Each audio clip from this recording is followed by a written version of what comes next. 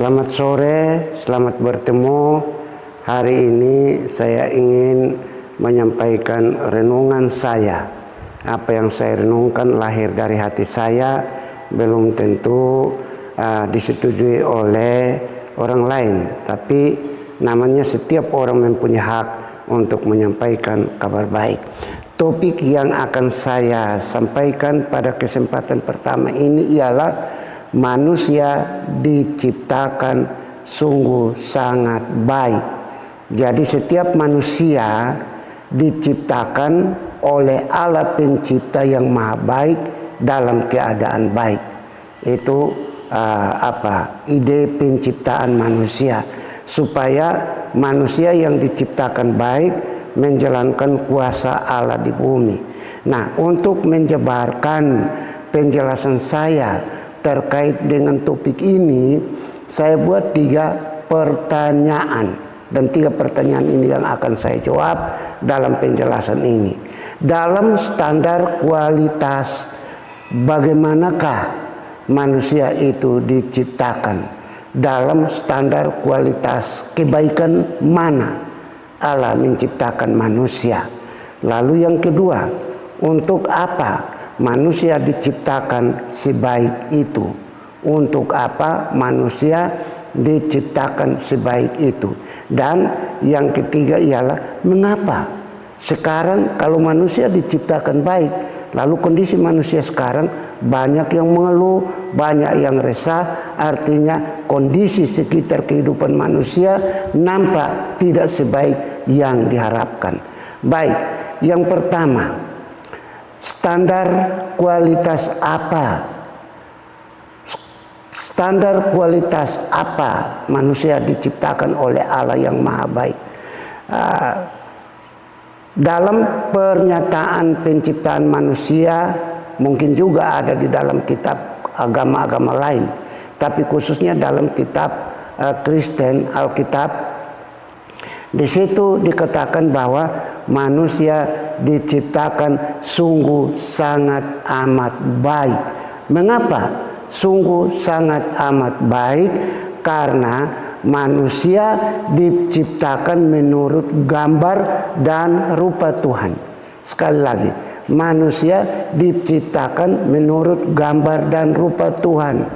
Gambar atau image, rupa atau likeness, kelihatannya. Sehingga ketika melihat potongan manusia, itu sudah menggambarkan potongan Allah pencipta seperti itu. Dan itu struktur luarnya itu menggambarkan manusia, menggambarkan gambar Allah. Sedangkan rupa, likeness, itu sudah terkait dengan bagian dalam yang tidak kelihatan dari kasat mata, tetapi akan kelihatan gerakan-gerakan dari kekuatan, dari potensi di dalam diri manusia yang dapat dinampakkan dalam wajah, mimik, kata, sikap, dan kelakuan. Jadi gambar dan rupa Allah menunjukkan kualitas diri manusia, kualitas diri setiap manusia di bumi ini sudah menggambarkan kualitas kehidupan sebaik yang diinginkan, yang diharapkan oleh Allah sebagai pencipta. Nah, lalu ketika manusia diciptakan sebaik itu, gambarnya dan rupanya, potongan yang kelihatan dengan kasat mata dari luar, dan juga dengan segala potensi yang ada di dalam diri manusia yang tidak dapat dilihat oleh kasat mata manusia, itu sesungguhnya diciptakan oleh Allah yang diceritakan di dalam kitab Kejadian pasal 1. Jadi kisah penciptaan manusia itu diceritakan dalam 2 pasal dalam Alkitab, yaitu pasal 1 menceritakan tentang penciptaan, dasar penciptaan manusia, yaitu rupa, gambar dan rupa manusia. itu image dan likeness manusia.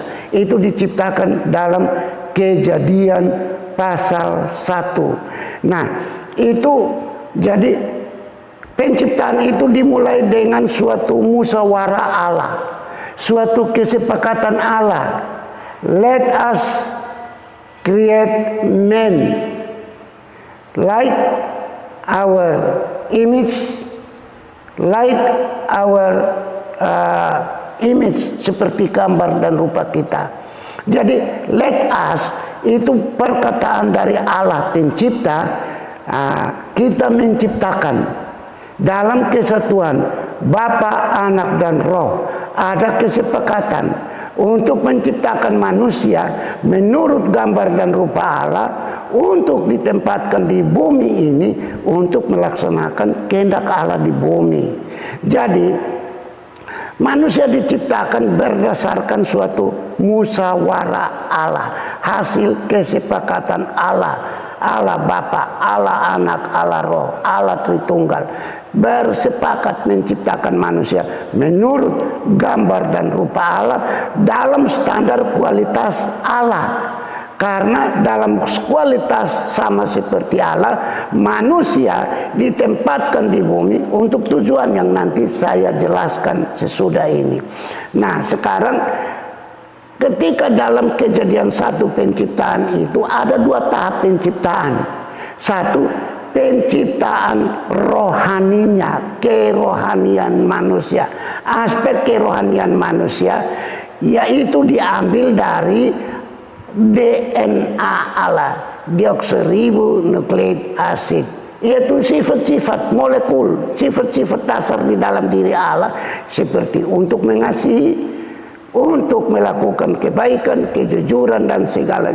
Jadi manusia diciptakan dari Allah mengambil sifat-sifat sifat-sifat dasar dari dalam diri Allah untuk ditransfer, untuk dimasukkan dalam diri manusia yang akan diciptakan.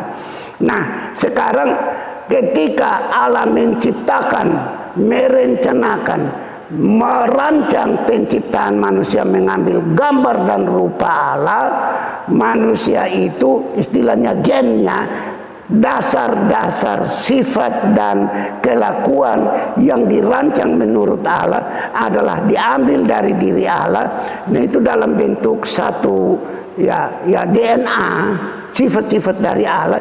Diciptakannya dia laki-laki dan perempuan, itu diceritakan di dalam Kejadian 1. Diciptakan dari rencana Allah, rancangan Allah, memiliki suatu standar kualitas sama seperti Allah, karena mengambil dan memasukkan ke dalam diri manusia yang akan diciptakan, mulai dari DNA yang diciptakan untuk diberikan kepada manusia.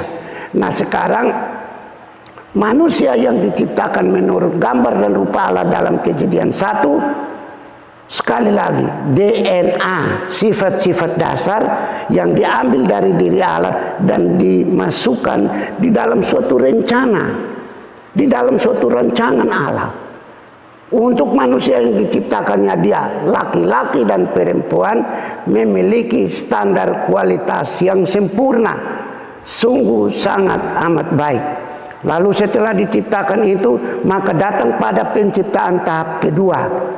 Penciptaan tahap kedua yaitu penciptaan tubuh fisik manusia yang terbuat dari tanah. Itu diciptakan sesudah yang lain-lain terjadi, ketika Tuhan sudah mengizinkan awan naik ke atas, turun dalam bentuk hujan, tanah menjadi lembut, maka Tuhan mengambil tanah, membentuk menurut gambar Allah sendiri.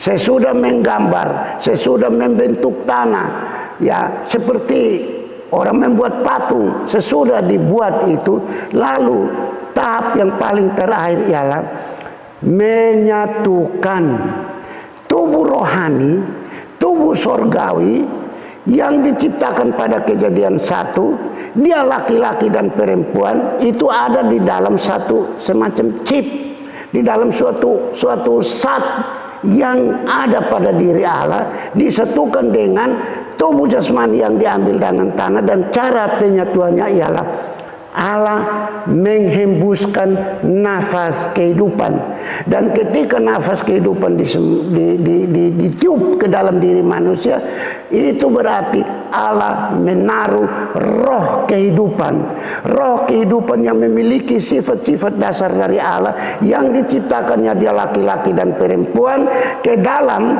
suatu bentuk yang dibuat dari tanah liat. Maka melalui tiupan nafas itu manusia menjadi makhluk hidup. Itu dalam cerita.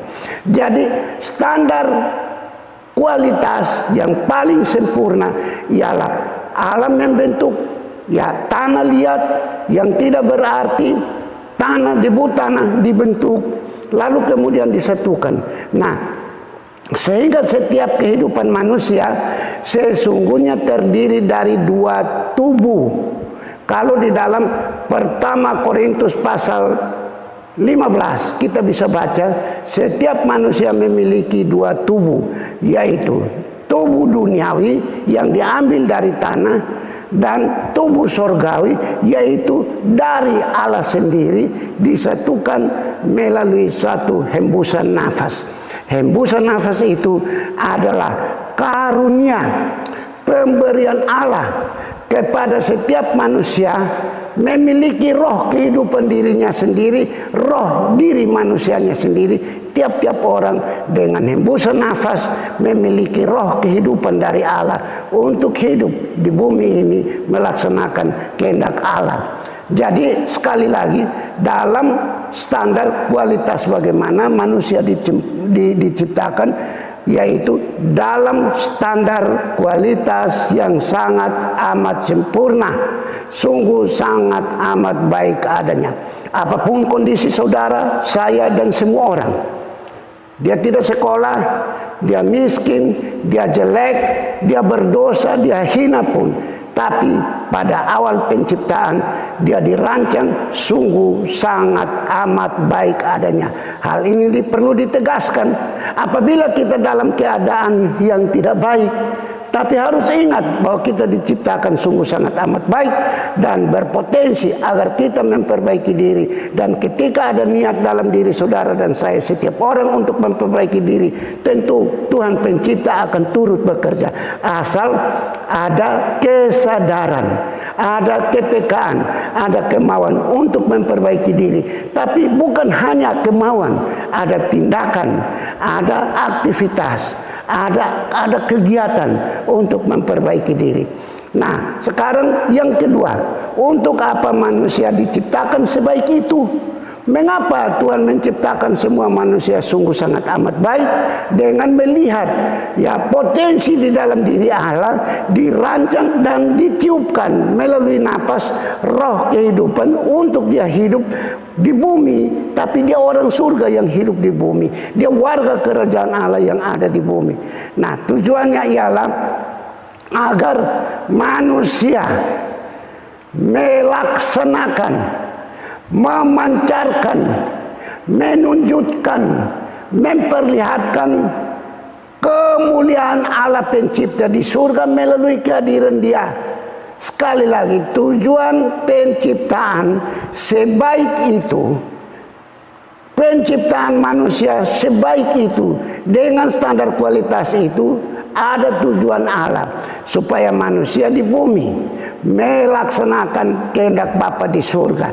Kita ingat pada waktu Tuhan Yesus datang untuk menebus manusia, mati ganti manusia, menyempurnakan kehidupan manusia yang rusak karena dosa. Dia nyatakan itu di dalam doa. Datanglah kerajaanmu, kerajaan Allah di surga, datang ke bumi ini, jadilah kehendakmu di bumi sama seperti di surga. Karena Tuhan menciptakan manusia dalam standar kualitas yang sungguh sangat amat tinggi, agar Allah roh yang tidak kelihatan yang bersemayam di surga dapat diperlihatkan kemuliaannya, kebesarannya, kuasanya dengan perantaraan setiap manusia yang diciptakan sebaik itu. Berarti kehadiran manusia di bumi diciptakan dalam standar kualitas yang sungguh sangat amat baik untuk memperlihatkan, untuk mempertontonkan, untuk menyatakan kehadiran Allah di bumi dengan perantaraan diri kita. Sehingga apabila kita tidak menyadari kita diciptakan dalam standar kualitas itu untuk tujuan memancarkan dan memperlihatkan, ya kita hidup menurut mau dunia. Kita bisa mabuk-mabukan, kita bisa mencuri dan melakukan perbuatan-perbuatan dosa yang menodai cahaya kemuliaan Allah di dalam diri kita. Itu tujuan yang pertama.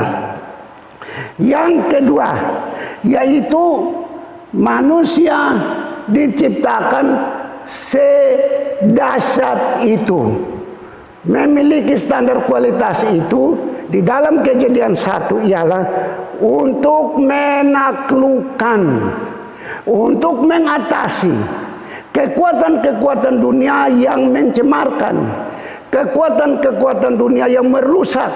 Karena ingat, penciptaan alam semesta, dunia dengan segala isinya, bukan hanya manusia yang sungguh amat baik, tapi setiap penciptaan sungguh sangat amat baik, dilakukan oleh Allah yang maha baik, supaya ada kebaikan di dalam diri manusia, dalam kehidupan manusia, tapi dalam lingkungan semesta. Nah, karena itu Tuhan juga tahu bahwa di bumi ini ada kekuatan dunia. Iblis yang tadinya merupakan bagian dari makhluk malaikat di sorga, yang meninggikan diri, mau menyamakan diri sama dengan Allah, berperang. Dan ketika dalam kekalahan itu dia dibuang. Yang namanya setan, ular tua itu dibuang ke bumi bersama malaikat-malaikatnya. Di bumi dia akan menjadi perusak di bumi. Dan yang dia rusak pertama-tama adalah manusia. Karena itu manusia diberikan kemampuan, manusia diberikan potensi untuk menaklukkan kekuatan jahat yang merusak. Tapi di dalam diri manusia ada potensi, ada tugas, ada misi yang Allah titip untuk manusia memperbaiki, menaklukkan yang jahat dan memelihara yang baik. Jadi ada dua tugas, yaitu supaya dalam standar kualitas yang baik manusia mampu menaklukkan yang tidak baik, yang jahat, dan memelihara yang baik supaya tetap baik, menjalankan misi Allah di bumi. Dan hal yang ketiga, yaitu manusia harus memelihara, sekali lagi memelihara. Jadi tadi menaklukkan, tugas yang ketiga adalah memelihara dan memperbaiki yang sudah baik, supaya yang ada dalam karya ciptaan Allah adalah semua yang baik, semua yang benar, menunjukkan kebesaran, kemuliaan dan kebaikan Allah Maha Pencipta. Itu tujuan manusia diciptakan. Nah sekarang, kalau manusia diciptakan sungguh sangat amat baik, karena mengambil potensi di dalam diri Allah, sifat-sifat dari dalam diri Allah yang begitu sangat bagus dimasukkan di dalam diri manusia. Tujuannya supaya memancarkan cahaya kemuliaan Tuhan, supaya mampu menaklukkan yang kekuatan-kekuatan yang merusak dan mampu memelihara yang baik. Lalu kenapa manusia diciptakan dengan tujuan mulia itu menampakkan sekarang kehidupan yang sudah rusak? Mengapa itu terjadi? Nah, itu terjadi karena kerusakan itu bukan dari rencana Allah. Kalau sekarang kita hidup susah, kita menderita, Allah tidak pernah menciptakan kita untuk menderita atau hidup dalam keadaan yang rusak seperti itu. Tapi semua kerusakan itu berasal dari dalam diri manusia, berasal dari diri manusia. Saya hanya mau menekankan kembali, ketika dalam penciptaan Ada potensi-potensi yang diberikan di dalam diri Allah yang harus kita tahu. Ada potensi-potensi itu yang salah dimanfaatkan. Seperti pisau, diciptakan untuk kita potong, untuk potong apa? Untuk kebaikan kita. Tapi pisau yang diberikan untuk kita manfaatkan secara baik dan benar bagi kesejahteraan kita, kadang pisau itu digunakan untuk membunuh. Nah, potensi-potensi dalam diri yang kadang salah dimanfaatkan, dan ketika salah dimanfaatkan membangkitkan, menghasilkan penderitaan. Salah satu adalah potensi kepekaan. Kepekaan, begitu dengar, kita ditegur berarti harus berubah. Kita dinasihati berarti kita harus menerima. Kita dipuji berarti kita dianggap ada dalam jalan yang benar, harus terus praktik ini.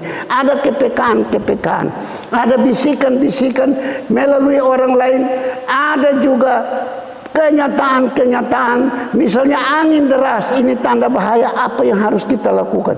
Tapi kepekaan ini juga dari dalam diri kita. Tuhan kadang dalam roh yang diberikan kepada kita berbicara dari dalam hati kita, tapi kita karena sibuk, waktu kita sibuk, kita tidak menyadari kepekaan itu. Manusia kadang ketika dalam kesibukan, dalam sikap dan perbuatan yang salah, ada bisikan Tuhan melalui orang lain, melalui alam, dari dalam hati.